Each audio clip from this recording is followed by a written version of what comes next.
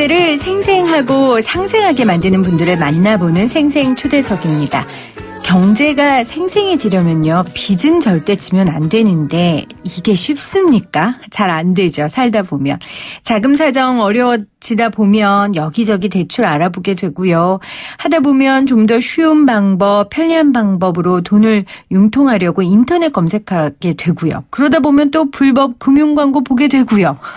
이용해볼까라는 생각도 듭니다.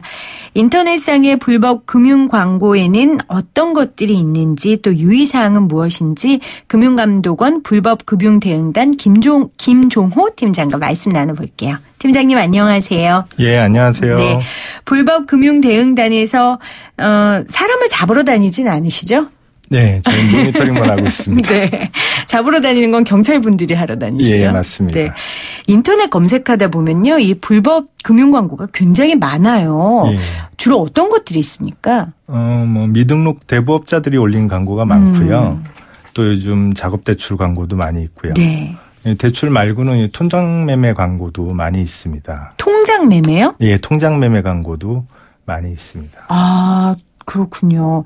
아무래도 이렇게 불법 광고가 많다는 건 서민들의 자금 사정이 어렵다라는 방증 아니겠어요? 그렇죠? 네, 그렇겠죠. 인터넷에서 우리가 이렇게 딱 봤어요, 광고를. 근데 이게 적법인지 불법인지 이걸 어떻게 구별합니까? 우선 인터넷상에서 불법, 적법 여부를 구별을 하려면요. 네. 사금융에 대한 이해가 필요한데요. 네. 우선 쉽게 말씀드리면 금융회사가 아닌 사채업자를 통해서 빌리는 것을 사금융이라고 생각하시면 됩니다. 금융회사가 아닌 사채업자 개인에게. 네, 맞습니다. 네. 보통 이제 은행 같은 데서 대출이 어렵게 되시면 이제 대부업체를 이용하게 되는데요. 네. 대부업체 중에서 이제 등록된 대부업체가 있고요. 예, 등록하지 않은 대부업체를 미등록 대부업체라고 합니다. 네. 이런 미등록 대부업체가 곧 사채업자인 거죠. 아. 그래서 그런 사채업자 분들이 인터넷에 광고를 올린 걸 네. 불법 대출 광고라고 하고 있습니다. 고속도로 휴게소 가면 네. 화장실에 돈 빌려드립니다 이러고 휴대폰 번호 적혀 있잖아요. 유사하다고 보입니다. 이런 분들을 다 네네. 사채업자 분들인 네네네. 거죠. 근데 그런 분들이 인터넷 광고도 합니까? 인터넷 광고 하시는 분들은 좀 더 이제 구체적으로 규모가 있는. 예. 문구를 작성해서 소비자를 유인할 수 있는 네. 그런 문구들을 많이 쓰고 있는데요. 그러면 구체적으로 지금 말씀하셨으니까 대부업체 광고 중에 등록된 업체가 올린 정상적인 광고인지 불법업자가 올린 광고인지 구별할 수 있는 방법 뭐가 있을까요? 예, 우선 정상적인 대부업체는 자기 대부업체의 명칭이나 대표자 성명, 네. 또 대부업 등록번호를 광고에 표시를 해야 됩니다. 광고에. 예. 네. 또 이자율, 대부 이자율이나 연체 이자율 같은 것도 표시를 해야 되는데요. 이런 이자율이나 표시해야 될 필수 표시 사항이 기재되어 있지 않은 광고는 네. 불법 광고라고 보시면 됩니다. 아, 그러면 일단 명칭 혹은 대표자 성명이 있어야 되고요. 네네. 대부업, 대부중개업 등록 번호가 있어야 되고요. 네네. 연체 이자율이나 대부 이자율, 또 이자 외에 추가 비용이 있는 경우에는 그 내용을 적어야 되고. 맞습니다. 채무의 조기 상환 수수료율 같은 그 조기 상환 조건. 예, 그런 것도 작성을 해야 되고요. 네. 경고문도 같이 작성해야 됩니다. 우리 담배에 있는 그런 경고문처럼. 네, 그렇습니다. 과도한 빚은 가정을 어렵게 할 수 있습니다. 맞습니다. 제가 꼭 이용해 본 사람 같네요. 그런 거요. 예, 네, 그렇습니다. 그런 경고 문구가 꼭 있어야 된다는 거 여러분 확인해 보시고요. 그렇다면은 이런 등록된 정상적인 대부업체는 모두 믿을 수 있습니까? 물론 그 등록된 대부업체도 불법 행위를 할 수는 있는데요. 네. 예, 등록된 대부업체는 그 관할 지방자치단체나 금융감독원에서 도움을 드릴 수 있고요. 네. 근데 문제는 이제 미등록 대부업체나 사채업체 같은 분들은 경찰에 신고하는 것 말고는 도움을 받기 어렵다는 게 차이점입니다. 그리고 잡히는 그 범인을 잡는 것도 쉽지 않더라고요. 쉽지 않죠. 그러니까 등록된 대부업자가 불법 행위를 할 때에는 그래도 금감원이라든지 도와줄 수가 있는데. 네네. 그렇군요. 미등록 대부업자 같은 경우에는 형사적인 처벌 외에는 할 수 있는 게 없다는 거 생각하셔야겠네요. 그러면 금감원에서 관련된 사이트도 운영하시죠? 파인인가 전에 저도 한번 소개했던 것 같은데요. 네네. 그 등록된 대부업체인지 확인하려면 그 금융 소비자 정보 포털인 파인을 통해서 조회하실 수 있고요. 그 대부업체뿐만이 아니라 대부업체 전화번호도 확인하실 수가 있습니다. 네. 그쪽으로 직접 연락하셔서 대부업체에서 광고를 올린 것이 맞는지 확인도 하실 수 있고요. 네. 청취자 여러분들 오늘 잘 들으셔야 됩니다. 살다 보면 어떻게 뭐 빚 없이 살 수 있겠어요. 그렇죠, 팀장님? 네. 빚을 질 수밖에 없는 상황들이 있는데 급하다고 정말 막 빚 지시면 안 되고요. 등록된 대부업체에서 금감원을 확인할 수 있는 대부업체에서 꼭 빚을 지셔도 이 대출을 받으시기를 바랍니다. 네. 네, 팀장님 우리가 이렇게 이야기는 하고 있지만 사실은 불법 사금융까지 이용할 수밖에 없는 사람들의 그 사정도 딱한 사정들이 굉장히 많잖아요. 예, 그러시죠. 그렇죠. 예. 그래도 불법 사금융은 이용하면 안 된다. 이런 문제들이 있다라고 네. 좀 설명을 해 주신다면요. 크게 세 가지로 말씀드릴 수 있겠는데요. 네. 첫 번째는 우선 고금리 문제입니다. 그렇죠. 네, 처음에 대출 받을 때는 좀 쉽고 빠르고 편하게 대출 받으려고 하셨는데 네. 나중에 이제 이자를 갚아 나가시다 보면 굉장히 고통스러운 상황에 직면하실 수 있고요. 두 번째는 이제 불법적인 채권 추심이 네. 가능성이 매우 높아진다는 겁니다. 그렇죠. 예, 뭐 공포 분위기를 조성한다든지 불안감을 유발해서 이제 부당한 대우를 받게 되시더라도 마찬가지로 경찰에 신고하는 거 말고는 따로 도움을 받으실 수가 없으니까 네. 굉장히 힘드실 수 있고요. 마지막으로 이제 브로커들이 네. 그 대출을 미끼로 수수료 같은 걸 요구하면서 수수료를 받고 잠적하는 그런 대출 사기의 피해 대상이 되실 수 있으니까요. 특히 인터넷 광고 같은 거를 보고 대출 중개업자를 만나게 되신 분들은 네. 실제 그 사람이 누군지 정확히 모르시는 그렇죠. 경우가 많아서 네. 피해를 받기 쉽습니다. 그러니까 또 다른 범죄에 노출될 수 있다. 맞습니다. 시작이 될 수 있다라는 말씀이세요. 예. 그러니까 가장 큰 문제는 꼽아주신 것처럼 일단 그 살인적인 고금리인데 그러니까 고금리 대출이라면 법정 한도를 초과하는 이자를 말하는 거죠. 네, 그렇습니다. 현재 법정 최고금리가 얼마죠? 올해 2월 8일부터 네. 연 24%로 인하됐습니다. 네네. 예, 100만 원을 빌린다면 1년에 24만 원 정도 금액을 넘길 수 없다는 의미입니다. 네. 고금리 대출 피해 입고 있는 국민들 많습니까? 금감원에 신고 많이 들어옵니까? 예, 신고는 많이 들어오는데 전체적인 시장 규모 파악하기는 조금 어려운데요. 네. 저희가 그 한국 갤럽에 의뢰해서 국민 5천 명을 대상으로 표본 조사를 했습니다.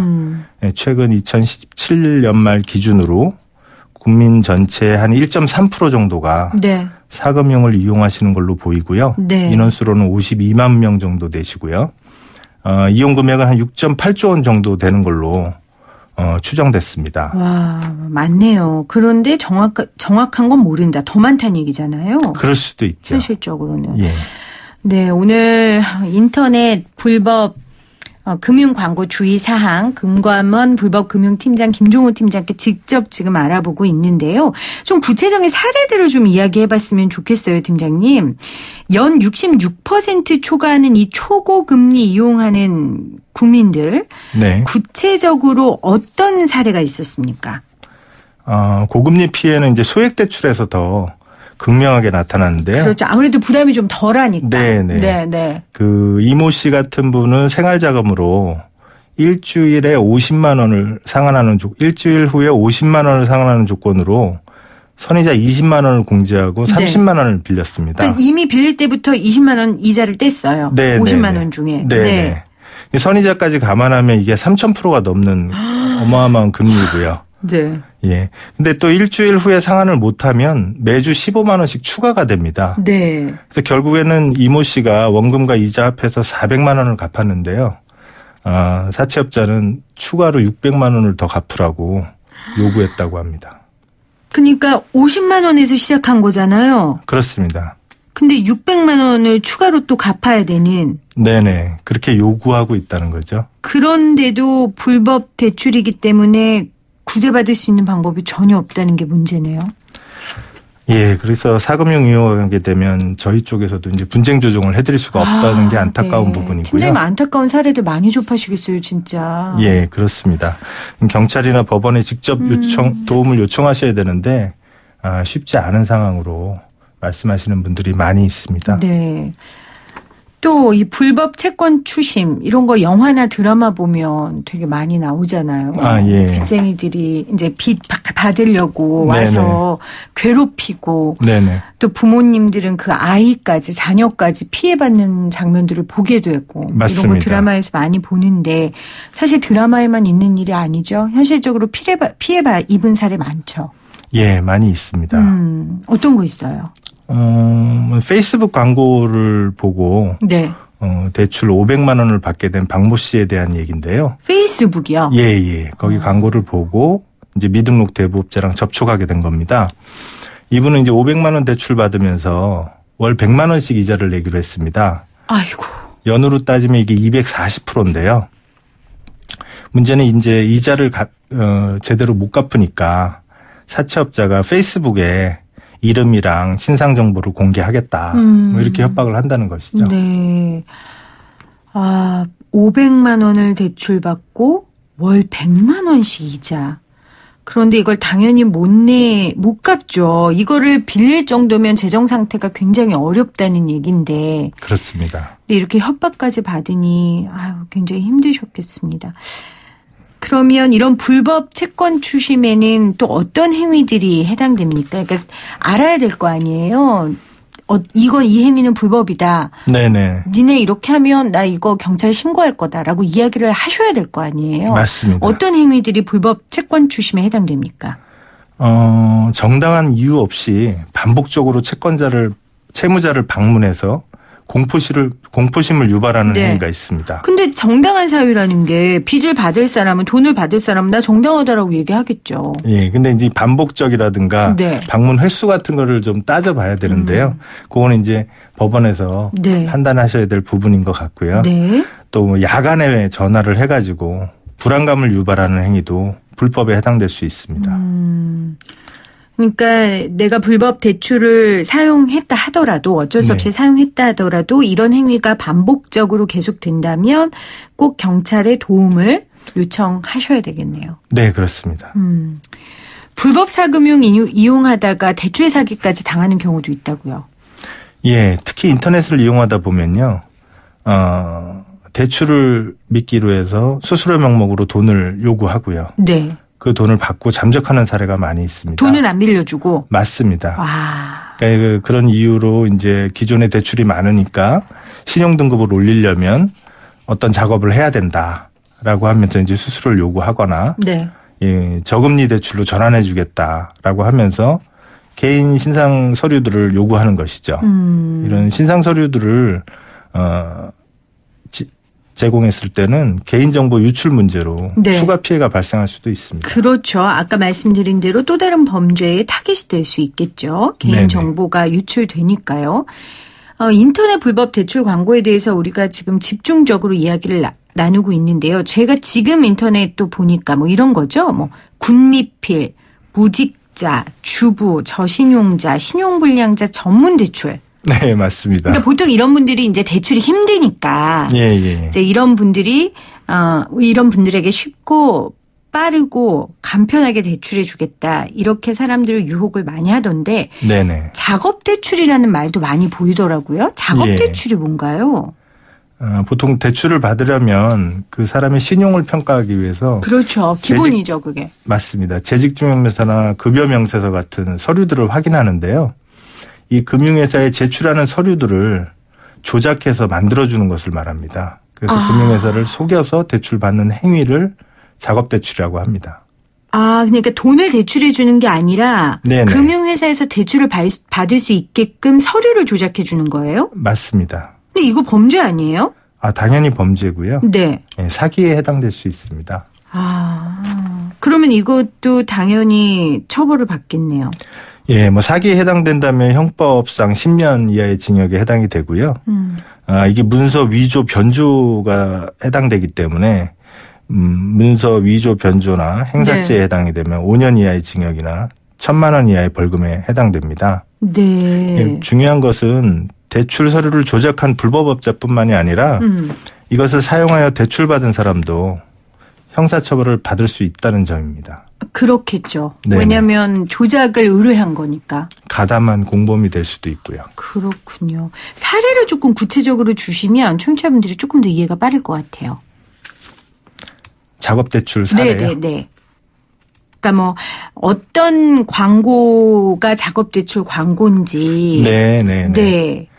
뭐 직장이 없어도 된다, 소득이 없어도 된다 이렇게 얘기하면서요. 네.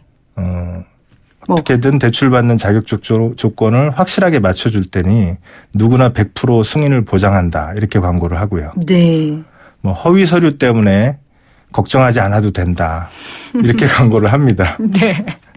자체적으로는 또 원라인 업체라는 표현을 쓰는데요. 네. 뭐 4대 보험 등재도 해드리고 완벽한 서류로 진행해 준다면서 뭐 자기네가 업계 최저 수수료다 이렇게 강조하는 업체들도 있고요. 네.